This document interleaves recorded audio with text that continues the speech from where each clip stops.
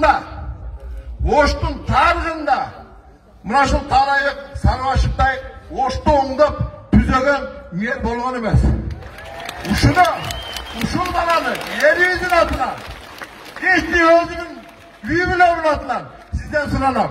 Ушул баланы колтугуңузга кысып, ушул билбегенин билгизип, билгенин ушундай колдоп кетишиңизди мен суранам.